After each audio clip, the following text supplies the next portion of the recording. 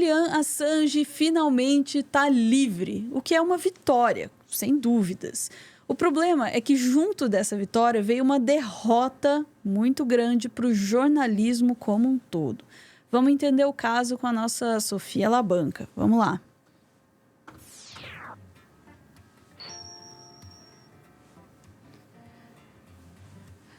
Sofia, coloquei aqui uma trilha um pouco mais animada porque era um momento que estava todo mundo esperando, né? Esperando, sim. E a gente tem muito o que comemorar, né, Ana?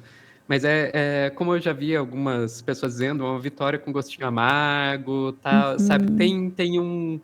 Tem uma pegadinha aí no meio. Mas eu diria que é principalmente positivo, pensando no caso do Assange. Vamos lá, muita gente, e eu vou admitir que inclusive dentro da equipe do Meteoro, vem me cobrar, escuta, como é que vocês não abordaram esse assunto ontem?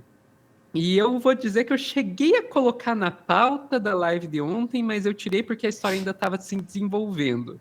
Agora fechou. Assange chegou na Austrália, ele realmente, a gente pode dizer, Assange está livre. Desceu do avião, né?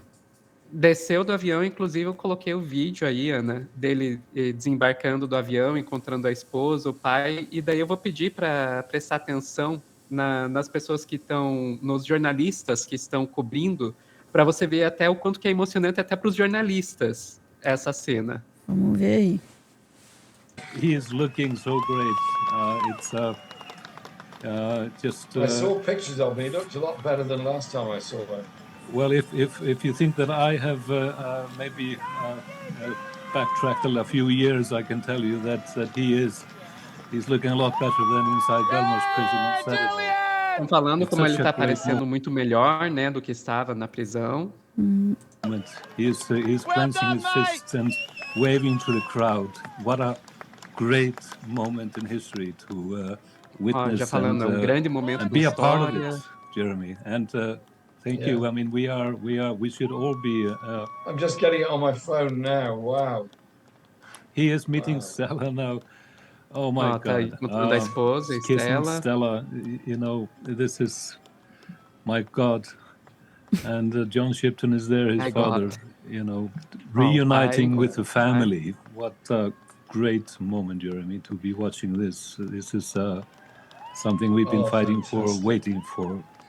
Absolutely algo fantastic. Que a gente lutou tanto, esperou tanto, absolutamente fantástico. Oh my God, it's hard not to be emotional under these circumstances. Jeremy, é difícil não se emocionar, né? Que o cara está dizendo. We've been waiting for a very long time. Estava esperando por tanto tempo. Dá para perceber assim a emoção realmente dos jornalistas. E o caso do Assange, né, é um caso realmente bastante longo, mas que se justifica, eu diria, a importância. Vamos explicar, o Assange foi o cara que fundou o Wikileaks, né, em 2006, que é um site que permitia que, de maneira anônima, as pessoas, que permite, né, ainda existe, de maneira anônima, as pessoas publiquem documentos vazados, até leaks, né, disso, de vazamento. E em 2010, o Assange publicou nesse Wikileaks um vídeo de um helicóptero dos Estados Unidos matando 18 civis em Bagdá durante a guerra do Iraque. E mais do que isso, o que esses helicópteros dos Estados Unidos fazem é um double tap. O que é o double tap? É uma tática normalmente usada por grupos terroristas de você pegar, fazer um ataque, daí você espera, quando chega alguém para socorrer as pessoas que foram vítimas do primeiro ataque, você faz o segundo ataque. E isso, assim, é um crime de guerra gravíssimo, porque meio que, por regra, a pessoa que vai chegar a socorrer são pessoas que você não deveria atacar. São bombeiros, são médicos, paramédicos, sabe? Que, pela lei internacional, não são alvos. E é isso que nem jornalista, né? Oi? Nem jornalista, né? Ou jornalista, exato, bem lembrado. E, além disso, também publicou milhares de outros documentos confidenciais do Exército dos Estados Unidos que provavam a morte de centenas de civis inocentes na guerra do Afeganistão. Tudo isso foi vazado pela Chelsea Manning, né, que é uma militar, né, fazia parte da inteligência do Exército dos Estados Unidos, que, por causa disso, passou 7 anos presa em regime solitário, que é uma tortura, na prática uma tortura. O Assange passou, por causa disso, a ser alvo, especialmente porque ele se recusou a dizer quem que era a fonte que tinha vazado para ele esses documentos. E aí começa toda uma perseguição, não só dos Estados Unidos, mas meio que da comunidade internacional como um todo ao Assange, porque, putz, esse cara tá atrapalhando a gente, né? Esse monte de vazamentos aí, porque do Wikileaks também saiu o Panama Papers, que não pegou nem só o governo, pegou um monte da elite aí do mundial, da burguesia mundial e tal. Nesse contexto, vem a Suécia e pede que o Assange seja extraditado e preso para a Suécia e acusa ele aí de crimes sexuais. Que crimes sexuais? Ele estuprou alguém na Suécia? Não, o crime sexual teria sido romper a camisinha intencionalmente durante uma relação sexual sem o consentimento da parceira. Que sim, não sei aqui no Brasil se isso é crime ou não, mas se não for, deveria ser, é algo que não se deve fazer. Mas como a gente vai ver mais para frente, nessa história, existe razão para a gente crer que não era por isso que a Suécia estava querendo a extradição dele. Vocês vão ver aí na história. Para evitar ser preso, extraditado para a Suécia, ele que estava no Reino Unido se abrigou na embaixada do Equador em Londres, né? E o Equador estava se recusando a entregar o Assange. Ele não tinha como sair dessa embaixada, senão o Reino Unido entregava o Assange para a Suécia, mas o Equador falou, não, você pode ficar aqui na minha embaixada tranquilamente. Olha, 2010 foi pedido de extradição. Em 2019, 9 anos depois, sim, o Assange passou anos dentro da embaixada. Anos, vários anos.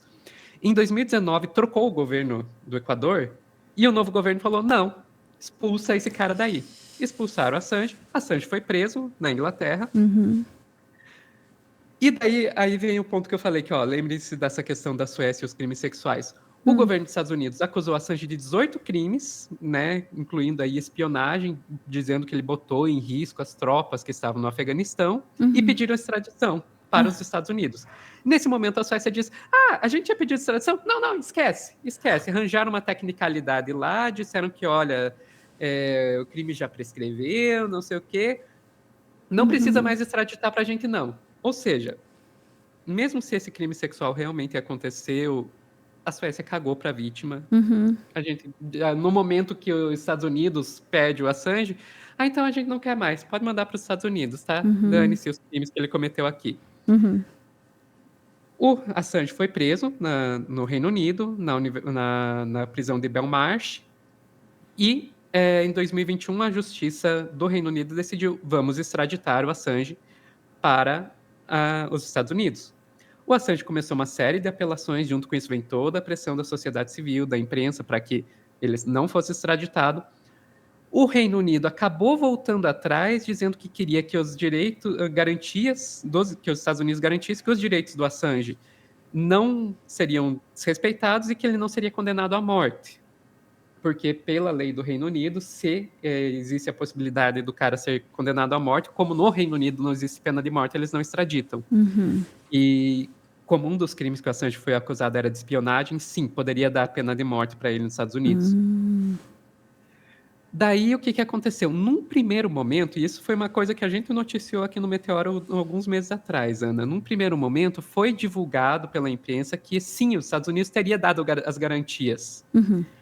Só que daí a Stella Assange, que é a esposa dele, falou, não, é mentira. Gente, leiam direito as garantias que os Estados Unidos deu e vocês vão ver que eles não garantem todos os direitos, não. Eles, por exemplo, não garantem o direito à liberdade de expressão. Eu tenho aí o documento, Ana, um trechinho do documento, vamos mostrar na tela, que daí a gente mostra a pegadinha. Então tá dizendo aí, Assange não vai ser discriminado por razão da sua nacionalidade, lembrando ele é australiano, em referência à sua defesa, ele pode procurar, ele pode buscar as suas defesas no julgamento e na sentença. Especificamente, se extraditado, Assange tem a habilidade de buscar contar com os direitos e proteções dados pela primeira emenda, que é da Constituição dos Estados Unidos. Primeira emenda que garante a liberdade de expressão. Está dizendo, ele pode buscar esse direito. Não está dizendo nós garantimos esse direito. Ele pode buscar e a gente pode negar. Vocês entendem por que a gente estava preocupado até o cara descer do avião, você não sabia se ia rolar ou não, né? Então, a Stella Assange pegou, jogou isso lá no Twitter dela, a conta do Wikileaks jogou isso no Twitter, e daí, opa, voltaram atrás, não extraditaram a Assange. Isso era como estava o caso agora até abril. Daí, Ana, qual que é a novidade? O Assange fez um acordo com os Estados Unidos, na qual ele se declararia culpado, mas como a pena na qual os Estados Unidos já garantiu que a pena que ele iria ser condenado ao se declarar culpado era menor do que o tempo que ele já passou na prisão no Reino Unido. Então, na prática, isso significa que a pena já foi cumprida e ele poderia voltar para casa. Era esse o acordo. Só que ele teria que ir para o território estadunidense apresentar a uma corte para se declarar culpado. Quem confia? O Assange, que não é besta nem nada, falou, eu não vou para os Estados Unidos, não. No final das contas, eles chegaram à conclusão que ele iria para as Ilhas Mariana do Norte, que é considerado parte do território dos Estados Unidos e tem uma corte lá, mas que está mais perto da Austrália do que dos Estados Unidos. Deu um pico de procura por Ilhas Mariana do Norte, eu tenho certeza, nesse último dia. Com certeza. Era nesse ponto que a gente estava quando estava na live de ontem. Foi por ele estava a caminho das Ilhas Mariana do Norte. Por isso que eu resolvi, não vou colocar na live de ontem, porque vai chegar lá, os Estados Unidos a dar algum golpe aí. Surpresa! Então, né? Aconteceu que ele chegou nas Ilhas Mariana do Norte, se declarou culpado. Sim, eles deixaram ele sair de lá e ontem à noite ele chegou em Canberra, na Austrália, e foi o vídeo que a gente acabou de assistir. Tá, isso foi uma vitória? Com certeza foi uma vitória, Assange está livre, né? Depois de passar anos na prisão e outros anos preso dentro de da Embaixada do Equador, né, em Londres, ele está livre, então sim, é uma vitória. Dito isso, a gente tem que lembrar que os Estados Unidos ele funciona com base na Common Law. Que diabos é a Common Law? Significa que muito das leis dos Estados Unidos são baseadas em decisões judiciais anteriores, mais do que por questões do legislativo. Então, esse caso, o fato dele ter se declarado culpado, abre um precedente terrível para o jornalismo investigativo nos Estados Unidos, e pensando no poderio que os Estados Unidos têm, isso significa jornalismo investigativo meio que no mundo todo, né? Que significa que, com base nesse precedente, é possível um jornalista ser incriminado, ser considerado criminoso nos Estados Unidos apenas por não revelar quem é sua fonte. Por guardar o sigilo da fonte, que é uma coisa que aqui no Brasil é só garantido na Constituição, né? A premissa básica do jornalismo. O jornalista tem que ter esse direito de guardar quem é a fonte dele, senão ele não consegue fazer jornalismo. Quem dirá o jornalismo investigativo? Mas, agora, nos Estados Unidos, se os Estados Unidos acharem, não, isso era um documento confidencial, não poderia ter sido revelado, ele pode forçar o jornalista a revelar a fonte, senão ele pode acabar preso que nem o Assange. É um golpe duríssimo na prática do jornalismo, e é, acima de tudo, um golpe duríssimo na busca por verdade no mundo, né? Na investigação, no jornalismo investigativo. É um retrocesso, assim, é uma marca assim, que ameaça toda a fundação do jornalismo no mundo, sabe? Me preocupa muito o quanto esse caso ainda vai repercutir. No caso do Assange, eu, no lugar dele, faria a mesma coisa. Em todos os momentos, e nesse também, né? Ele está olhando aí para a possibilidade de voltar, né, para sua família, de voltar, né, para sua casa, e enfim. Então, ele está fazendo o que ele precisa fazer, mas isso é um golpe, e também junto com isso, é uma tentativa de silenciar aqueles que denunciem os crimes que mais precisam ser denunciados, né? Que é os crimes de gente que tem poder. Vamos lembrar que, basicamente, o Assange passou por tudo isso porque ele denunciou crimes de guerra? Esse é o ponto, né? Para quem ainda tá confuso... Tudo isso que ele passou foi porque ele denunciou crimes de guerra. Para quem ainda está confuso, né, com o que foi que ele fez, ele denunciou crimes de guerra dos Estados Unidos, especialmente, né? Esse é o crime que ele cometeu. Ai. Daí, Ana, eu só vou te dizer uma coisa. Eu já falo há bastante tempo. Brasil é mais democracia que Estados Unidos. E isso, para mim, só adiciona mais um ponto. Mais uma prova de que o Brasil é mais democracia que Estados Unidos. Aqui, por todo o... Assim, tipo, por tudo que o pessoal que fez a Vaza Jato sofreu, no final eles conseguiram garantir o sigilo das fontes. Exatamente. A gente tá vendo que não. Por enquanto, a gente ainda tem algum tipo de proteção ao jornalismo. Não que não estejam tentando o tempo inteiro, né? Como tem ataques ao jornalismo, mas eu acho que a gente ainda tá melhor que isso. Bom, tá melhor que os Estados Unidos hoje em dia, não é grande coisa, mas vamos pegar o que a gente tem, né? Podemos seguir em frente? Podemos, Ana. Podemos. Então vamos lá. Eu vou passar um recadinho aqui para vocês e em seguida continuamos.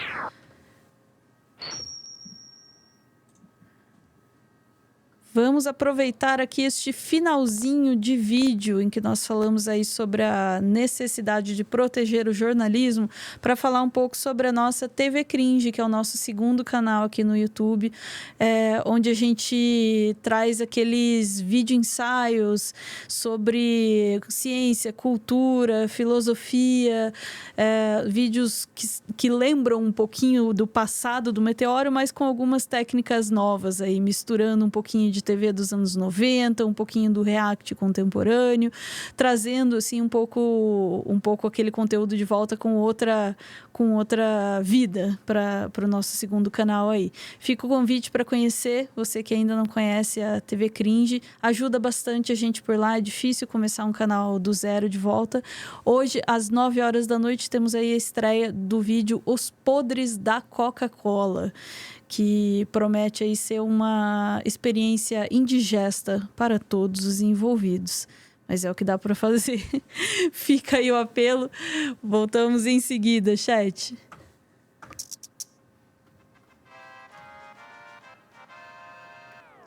Fica o apelo também pela liberdade do jornalismo investigativo.